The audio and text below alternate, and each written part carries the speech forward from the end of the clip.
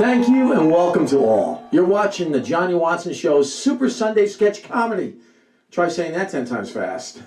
We are live from the Comedy Cove in beautiful downtown Springfield, New Jersey. Today you will see an amazing cast of New Jersey comedians performing sketches, singing song parodies, doing stand-up, and performing feats of magic. There will be an interview with a local artist as well as dead celebrities you haven't seen in a long, long time. We're basically the Carol Burnett Show without the red hair. Please give yourselves a round of applause for supporting comedy throughout New Jersey. Some of you are watching the show on one of the many public access stations throughout the state. If you like what you see, please let your cable station know, and we will bring you a brand new show every month. Some of you are watching the show on YouTube in the privacy of your own home. All we ask is please put something on. You never know who could walk in on you. Now, is everyone ready to get the show started? We'll be right back with our very special first guest. Don't move a muscle unless you're going to applaud.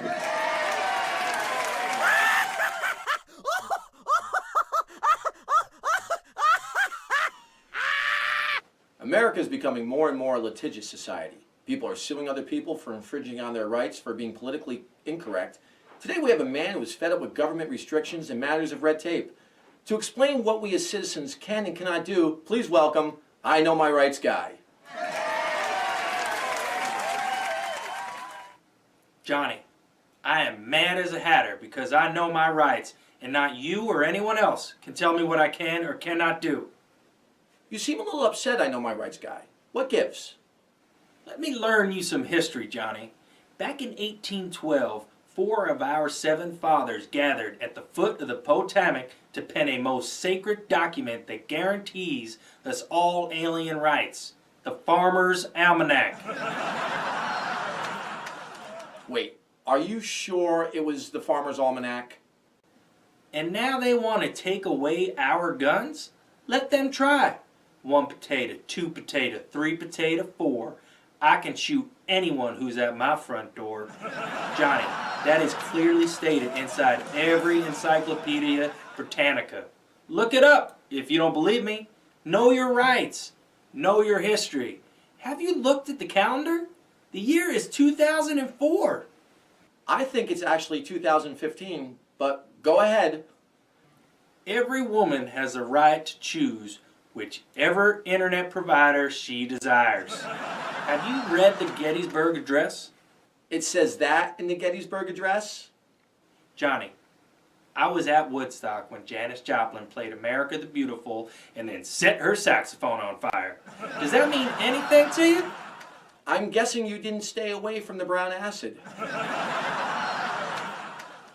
I can't help but reflect on that moment in history when Betsy Ross exchanged wedding vows with Uncle Sam as Rosa Parks gave up her seat in the church to Franklin Delano Roosevelt because he had polio. And that's the reason why I have the right to plead the 4th if the judge asks me if I have any pornography on my computer. Why would a judge ask you that? The Pilgrims and the Indians broke bread at the Last Supper so we wouldn't have our privates wanted at LaGuardia before boarding a 747 to the Cayman Islands. Know your history. Know your rights. America is the greatest country south of the border, for better or worse, in sickness and in health. Some restrictions may apply, void where prohibited. I think you just recited Donald Trump's wedding vows. Think back to 1776 when Ulysses S. Grant surrendered to Sacagawea to end the First World War while our national anthem was being composed by one of the greatest patriots of all time, Francis Ford Coppola. Wait, are we talking about a movie here? Have you ever driven past Mount Rushmore and got a lump in your throat while witnessing our greatest presidents peering down upon you? President Henry Ford, President Albert Einstein, and President Huckleberry Finn, to name a few. That's what America is all about. Know your history, know your rights. I Know My Rights guy, I think you've misquoted and mangled practically every legal document, speech, doctrine, and historical account of our American history. What point exactly are you trying to make? Johnny, the point I'm trying to make is freedom. Freedumb. We are all free to be dumb. You can't get arrested for being dumb. If that was the case, the Kardashians and half the members of Congress would be making license plates 17 hours a day in a prison metal shop. Johnny, I know my rights, and not you or anyone else can tell me what I can or cannot do. God bless Sister Golden Hair, and God bless the band America, with liberty and justice for all. And remember, only you can prevent forest fires. Amen. Ladies and gentlemen, a round of applause for the intellectually stimulating I Know My Rights guy.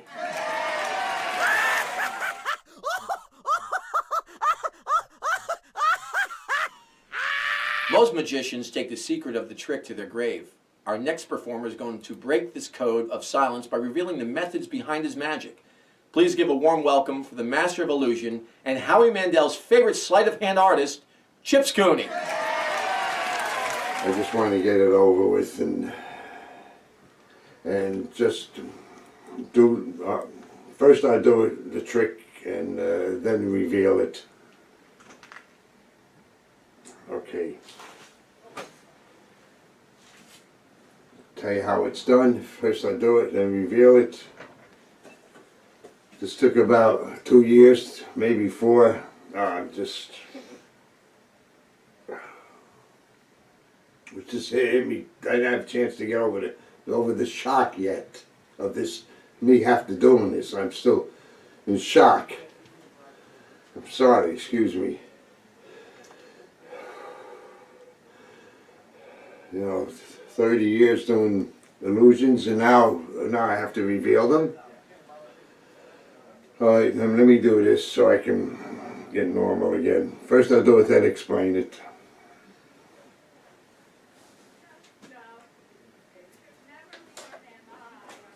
And how I did that, it's 2 cups in one. It's inside here, and you just grab it by the lip, and you pull it out. This here took about 4 years. First I'll do it, then explain it.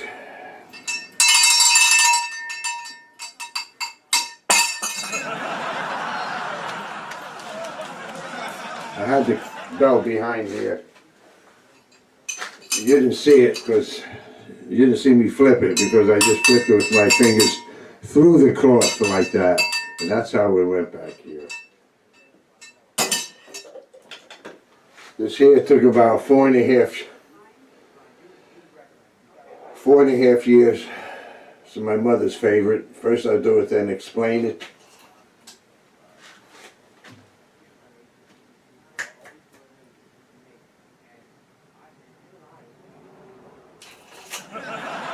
It's a tape measure. See, it has a release here. You didn't see it because I had the cloth covering it. And this is what it is. The thumb, cloth covering, you didn't see that? I'll show you how I did that. You just release it. Okay. And this here took about, I don't know, 5 years. First I do it, then explain it.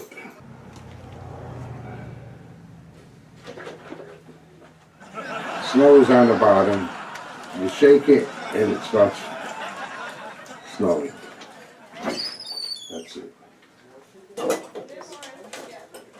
I got one more here. First I do it, then explain it.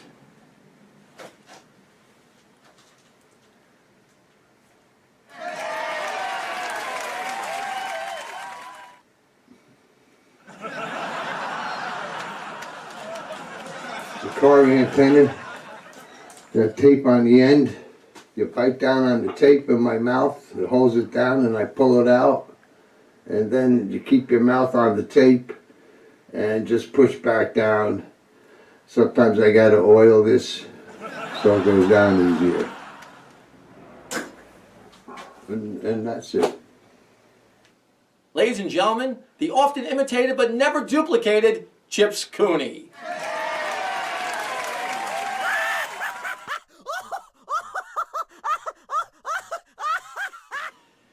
In today's modern world, with all the gadgets and gizmos, it's sometimes hard for the older folks to keep up. Thankfully, there's a radio show which simplifies things and puts them in layman's terms. You know, keep it simple. That's all. Let's turn the dial and see what topic is being simplified today. This is WXYZ. I'm Bobby Fleck, and you're listening to Keep It Simple. Today's topic is computers, and we're lucky to have one of the foremost experts on computers, Gilbert Stokes. Thanks for stopping by, Gilbert. It's a pleasure to be here. Now, first off, what is a computer? Well, a computer is a programmable device that performs mathematical calculations and logical operations and can process, store, and retrieve large amounts of data very quickly by... Whoa! Keep it simple, please. It's like an information box. An information box? Why didn't you say that to begin with? Now, how would one go about putting information inside the information box? Well, the keyboard contains alphanumeric keys, punctuation keys, as well as special function keys, and it acts as a data input device that enables you to do so many different things. Whoa! Keep it simple, please. It's like typing. Typing? Why didn't you say that to begin with? Now say if you wanted someone to see the information that you typed in the information box, what would you do? Well, you can produce a hard copy of the document stored in electronic format from a peripheral device that is connected by a USB cable or interfaced through a built-in network that almost... Whoa! Keep it simple, please. You can print a copy of it. Print a copy? Why didn't you say that to begin with? Well, that's all the time we have for today. I'd like to thank Gilbert for clearing up some technical discrepancies and what have you. Do you have any final thoughts for us, our listeners, Gilbert? Well, you should never unplug peripherals from a computer when it is powered up because it can short the time we have out the connector socket or the motherboard, and it might... Whoa! Keep it simple. Check this guy out, huh? Jeez. Tune in next week when we discuss what makes a drawbridge go up and down. But until then, keep it simple. That's all. I'm Bobby Fleck, and it has been Keep It Simple. I really think you're failing to represent to your viewers what a computer does. Gilbert, the show's over. Yeah. Can I have my car fare? Ladies and gentlemen, please give it up for Bobby and Gilbert from the Keep It Simple radio show.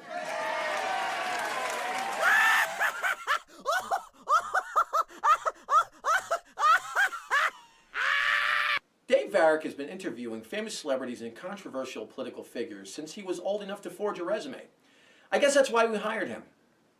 Has anyone actually fact-checked his resume? No? Anyway, here's our Inside Scoop reporter, Dave Varick, with his exclusive interview with Hillary Clinton. My name is Dave Varick, and this is the Inside Scoop.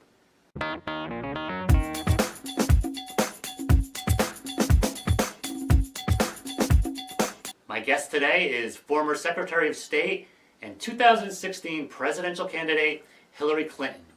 Hillary, are you there? Hello, is it me you're looking for? Why, yes it is, Hillary, or Mrs. Clinton. What do you prefer to be called? Mississippi Queen! Okay, Mississippi Queen. Thanks for doing this interview. Were you in the middle of doing anything important? I'm just waiting on a friend. Oh, anyone we might know? Whoa, Black Betty, bam, bam, she really gets me high. You have a unique fashion sense. When was the last time you remember not wearing a pantsuit? Back in the summer of '69. Let's get serious now. The moment the Benghazi incident became public, Bill O'Reilly sent you a text message. Can you tell us what that message said? Ain't that a shame? You're the one to blame. Who was the first person you would ask to run as your vice president? Eddie Murphy. Eddie Murphy? Wow. What if he couldn't do it? Who would you ask next? Roxanne. Oh, a female vice president. What do you think your campaign song might be? Sarah Palin could possibly be running against you. What does it sound like to you when she talks? Ooh, ee, ooh, ah, ah, ting, tang, walla, walla, bing, bang. Yeah, I think she sounds like that to everyone. If she becomes elected as the leader of the free world, what do you think the American people will start thinking? It's the end of the world as we know it. You seem to have a good relationship with the governor of New Jersey. What is Chris Christie's favorite thing to talk about? Cheeseburger in paradise. What will you think the moment after you take the presidential oath when Fox News begins broadcasting that you're the worst president ever? That's just the way it is. Some things will never change. Now, first ladies typically dedicate themselves to some kind of project. What does Bill intend to keep his hands busy with while you're president? Let's talk about President Obama. What do you think is the biggest lie that President Obama has told the American people? I was born in the USA. Have members of the Republican Congress ever offered the president any good advice or suggestions? He never listens to them. He knows that they're the fool. They don't like him. How do you think the American people feel now, almost after 8 years of the Obama administration? Helpless, helpless, helpless. I know this is old news, but people still want to know. What did your husband say to you when you confronted him about his affair with Monica Lewinsky? There must be some misunderstanding. There must be some kind of mistake. And what did Monica Lewinsky finally say to Bill that caused him to end the affair? Before we go any further, do you love me? Will you love me forever? Did Bill ever give you the exact number of women that he has been with?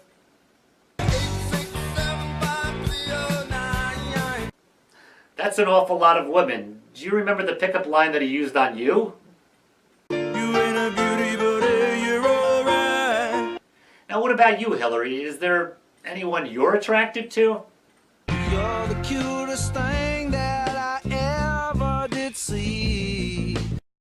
Hillary, you're making me blush. Thanks so much for doing this interview. Before I sign off, do you have any final words? Thank you for letting me be myself. Hillary, who else could you possibly be? My name is Dave Varick, and this is The Inside Scoop.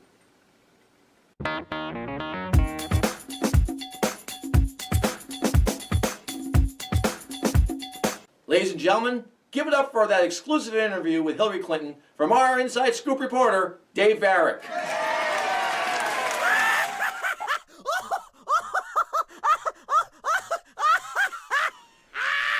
My name is Stephen John, and welcome to Dead Celebrity Interview.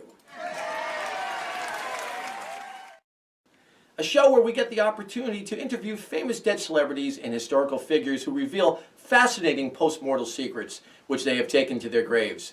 Please give a warm welcome for my special guest, the undisputed king of all traders, Benedict Arnold. Ah, pipe down, pipe down. You would have done the same thing if you were me.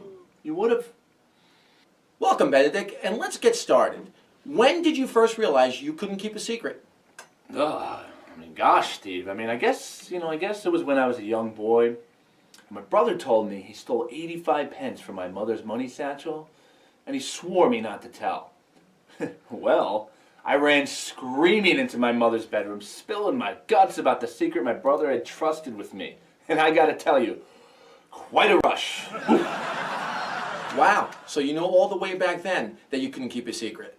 Let me ask you, Benedict, have you ever felt any remorse for supplying critical information to the enemy in return for wealth and safety? Steve. I am the founding father of fibbing. These political extortionists today got nothing on me. Heck, they all want to be me. lying, bribes, money laundering. I made this country what it is today. I make no apologies. Here's a fun question we sometimes like to ask our guests. Do you have a favorite quote that has proven to be inspiring to you? Come on, Steve, isn't it obvious? I mean, loose lips, sink ships. Who's with me? Who's with me, huh? No? Now, Mr. Arnold, if you couldn't be a trader, what type of profession would you likely be in today? Well, Stephen, I mean, since I enjoy corruption, transportation scandals, general illegal activities, I might, aspire to be something like the governor of New Jersey said. Or either that, or with my untrusting tongue, I would be maybe hosting a gossip show where I disclose the most hurtful secrets of famous celebrities. Maybe call it something like Benedict's Celebrity Bash, or maybe Arnold's Celebrity Scoops. Something along that line, Stevie. Come on. Okay, Mr. Benedict Arnold, I have one final question for you. Do you have any incriminating secrets that you would like to reveal right now on Dead Celebrity Interview? Steve, for $500, I can tell you who's sleeping with your wife. Sleeping with my wife? What are you talking about? Claude Von Thurston, her personal trainer. That good-for-nothing scoundrel. Thanks for the tip, Benedict. Steve, please. No problem at all. I mean, I trust that all the money's here, right? I'm just teasing you, Steve-O. This has been Dead Celebrity Interview, and I'm Stephen John. Please thank my special guest, Benedict Arnold, for sharing these compelling and somewhat shocking graveyard secrets. Come on, stop it, leave me alone. Stay right where you are, Mr. Von Thurston. I'm coming for you. Keep your shaved, perfectly sculpted physique off of my wife. Do you hear me, Claude? You're a dead man.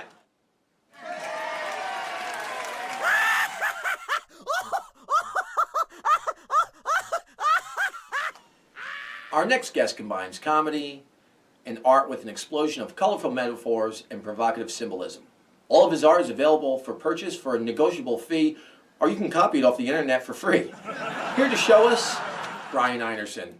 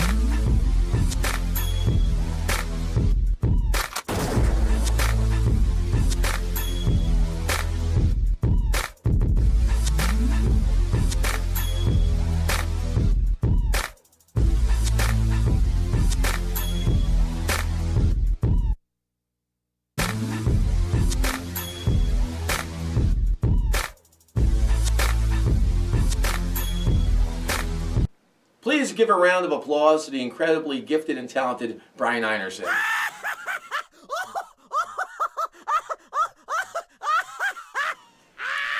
Most of you know that there are 7 continents. I'm sure a great number of you are aware that H2O represents water on the periodic table of elements. Some of you may even know the location of Kim Kardashian's tan lines. Spoiler alert, she doesn't have any. That's what Google is for. But here's some things I bet you didn't know in a segment we call Bet You Didn't Know. Bet you didn't know Thomas Edison claimed that he saw a light bulb above his head right before he got the idea to invent it. Bet you didn't know anything that will fit in a microwave is microwavable. A paperclip, a VCR, a cat. Bet you didn't know that. Bet you didn't know the first practical joke on record occurred when Eve put itching powder on Adam's fig leaf. Ouch. Bet you didn't know baseball was originally intended to be a board game. Roll the dice, batter. Bet you didn't know. Bet you didn't know the male dinosaurs often referred to their wives as Nagosauruses. Don't forget to take out the garbage, and you never fixed a lock on the side cave door. Sounds like my ex-wife. Bet you didn't know only 1 out of every 100 pigeons are actually pigeon-toed. Who knew? Bet you didn't know John Adams coined the phrase tomfoolery after Thomas Jefferson, who would put whoopee cushions on all of the cabinet members' seats.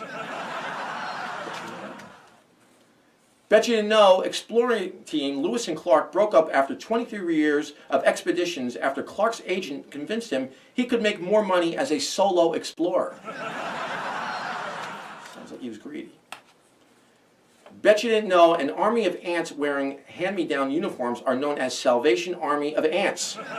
Those soldiers must be on a budget. Bet you didn't know the Bobby socks were named after Robert F. Kennedy, who would greet trick-or-treaters at the White House wearing nothing but socks that came up to his knees. Kinky. Bet you didn't know the first call Alexander Graham Bell made after inventing the telephone was to his neighbor to ask him if his refrigerator was running. I never realized AGB was such a prankster. And finally, bet you didn't know it's impossible to tell if a possum isn't sleeping. I guess you never know if he's playing or not. Ladies and gentlemen, now you know.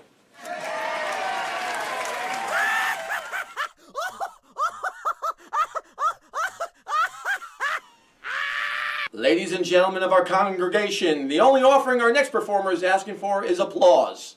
So lift up your hands to the heavens and prepare to bear witness to the spiritual power of song. Please welcome the always forgiving, sin-free living Father Paul.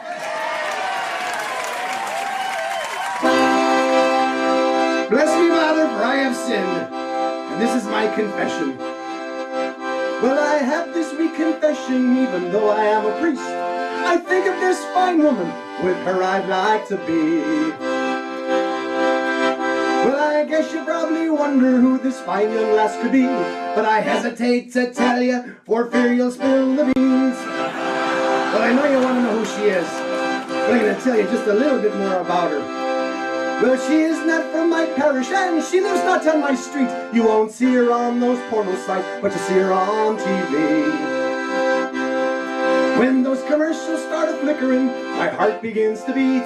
My blood flows through that certain place, and I begin to sing. You want to know who she is? It's Flo. That's right, Flo. She's the progressive girl I know. And when she's sitting next to me, I'm wondering just how progressive she will be. Every time I see those ruby lips glow, I can't contain myself. I tend to break commandments, the one where I please myself. Well, I just can't take it anymore. I just might take my life. And if I could leave the priesthood now, I'd sure make Flo my wife. Oh, it's Flo. She's the progressive girl I know. And what I'd like for her to say is that she's into 50 Shades of Grey. confessions, I'm like any other man. But please keep this between us, I hope you'll understand. If this got to the parish, hell, me arse would be on a shelf. And if the bishop, he got hint of this, he'd want flow for himself. It's flow. She's a progressive girl, I know. And I know that this may seem wrong, but she makes it into one big foot long. Well, this is my confession, and I admit I'm feeling moody. And there is another sin to confess, and that's I'm in love with Judge Judy.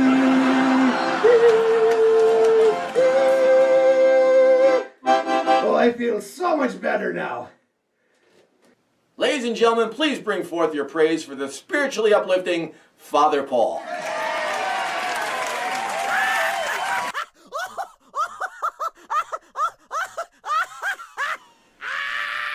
What is real and what is pretend?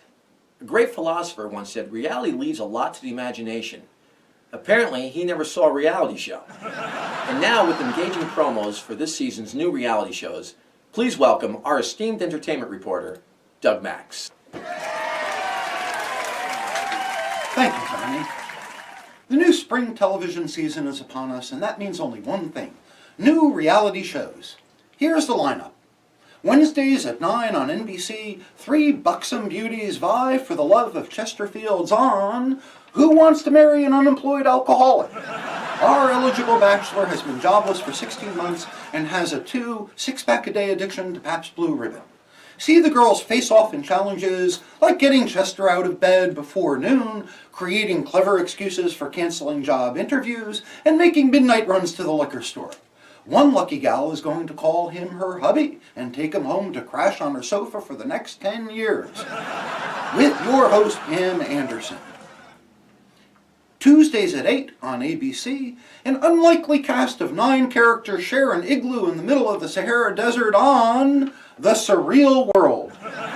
Members of this bizarre bunch include Smokey the Bear, the ghost of Richard Nixon, Bullwinkle, a cardboard cutout of Wilt Chamberlain, a 10-year-old George Burns, the puppet Lamb Chop, a 4-foot ficus plant, and the voice of announcer Don Pardo. And no reality show would be complete without our final roommate, Danny Bonaducci. Hey, who's been using my shampoo? With your host, Pee Wee Herman. Saturdays at 11, only on pay-per-view, 6 Harvard students are dropped off at the top of an undisclosed ghetto at midnight with only their laptop and a hot vanilla latte on Survivor, the Hood. During this urban journey, they will attempt to make alliances with gang members that will keep them out of the emergency room. The first geek that makes it to the other side of the ghetto with their laptop intact and their latte still warm is declared the victor. Due to disturbing scenes of violence, parental discretion is advised. With your host, Ice-T. Wednesdays at 7:30 on Fox, 6 Betty Ford dropouts test their drinking skills with some of the best celebrity boozers in the business on Drinking with the Stars. See who can go the distance with the likes of David Hasselhoff, Lindsay Lohan, Keith Richards, and Britney Spears. The grand finale will be held at O'Malley's Pub on St. Patrick's Day. The challenge? The last drinker to fall off their bar stool wins a Mardi Gras weekend with Robert Downey Jr. with your host, Nick Nolte. And finally, Saturdays at 10 on CNN. This explosive new series challenges the bomb dismantling skills of 6 convicted terrorists on So You Think You Can Dismantle a Bomb. Each week, the bomb will be placed in different locations, such as the contestant's car, the contestant's home, or the contestant's mosque. The rules are simple. Don't get blown up. Advance to the next round.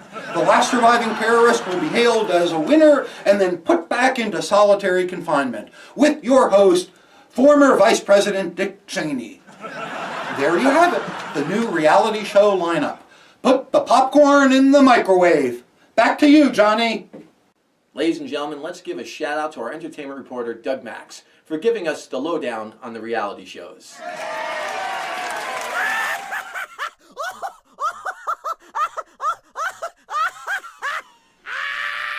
Ladies and gentlemen, we are proud to announce and welcome our newest cast member to the show.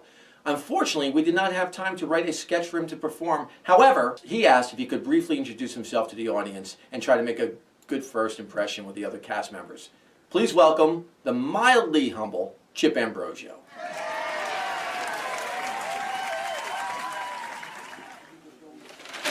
Oh, thank you, Johnny, for taking the time out of your busy schedule to learn the correct pronunciation of my name. I'm sure you had to bypass other important activities like deciding what cat videos to post on Facebook and shopping for anti-aging products. Johnny, I'm not only the newest cast member, but I'm going to go out on a short limb here and proclaim I'm the best cast member, and here's why. Unlike Betty White and most rappers, I've got time on my side. I'm in the prime of my middle-aged life. I'm going to attempt to identify cast member Doug Max's age by cutting him open and counting his rings. But quite frankly, I don't have that kind of time. That's because I'm driven. I have goals and dreams. Most of the other cast members could be classified as whatever the next level is below has been. Take resident magician Chips Cooney, for example. Now, the last thing that he made disappear was his career. If you got a spare hour to kill, ask Chips to tell you the story of how he got his start in show business working as Houdini's limo driver. I'm clearly the most attractive member of the cast. I've got B-movie good looks. I mean, my mirror gasps every morning while I'm flossing my teeth. I attended the Charlie Sheen School of Etiquette as a young lad. I know when to open the door for a semi-good-looking woman or help a little old lady cross the street. Now, cast member Judy Watson doesn't even cover her mouth when she sneezes. And let's talk about my physique. These comedy guns? Huh. I mean, they're great for miming pratfalls or doing the chicken dance. If you've got the stomach to gander at the other cast members, you'll see they all look like cover candidates for Man Boobs Illustrated. And that includes our lady cast members. Speaking of Tina Marie and Rita, why am I funnier than them? 3 words, I'm a man. Oh, sure, they're easy on the eyes. But extensive studies published by Penthouse magazine have proven men are genetically funnier than women, open and shut case. Get used to it. Alex Boccia. Alex is the most pleasant, sincere, polite member of the cast. Those are the type of people that are up to no good. You're not fooling anyone, Alex. Show writer Dave Varick. Dave definitely has self-esteem issues. The screen I'm reading, which he wrote, it says, ask the audience to applaud wildly when you say my name. Dave, I'm sorry your mother never hugged you as a child. Hey, Scott Brennan. Scott, I just got a call from Fidel Castro. He says he knows you broke into his house in 1963 and stole his look. How about musician member Father Paul Dudrich? The guy thinks he's a priest. Forgive me, Father. I gotta confess, I never enjoyed your act. I don't think 100 Hail Marys or a pair of jumper cables could revive your career. Excuse me, Chip. I'm sorry to interrupt, but I was just informed that the show ran long and this segment is not going to make it to the air. It's being cut. Sorry, buddy. And the final reason why I'm the best cast member for the show is that Johnny Watson is an egotistical, self-serving pompous... Hey. There are children in the audience. Ladies and gentlemen, the self-professed newest and best cast member, and I hope I'm pronouncing this correctly, Mr. Chip Ambrosio.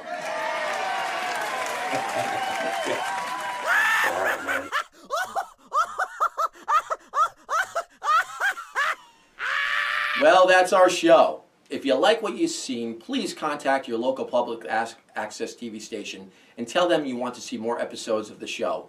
Representatives are standing by. Actually, it's just my mother. So call early because she goes to bed after Wheel of Fortune. If you want to learn more about the show, check out www.jwtv.biz. That's biz, not com. If you go to .com, you will find information about Hawaiian sand crabs. Trust me, it's boring as heck. On our site, you can contact me or any of the cast members directly. Please send us your comments, suggestions, or even ask us to help you move. We have nothing to do on most weekends. The sketches can be viewed over and over again, and you can also find out how you can become part of our live studio audience. My name is Johnny Watson, and this has been the Johnny Watson Show, Super Sunday Sketch Comedy, live from the Comedy Cove in Springfield, the funny capital of New Jersey. We now return you to your regularly scheduled nap. Here, I'll turn down the volume for you. Pleasant dreams.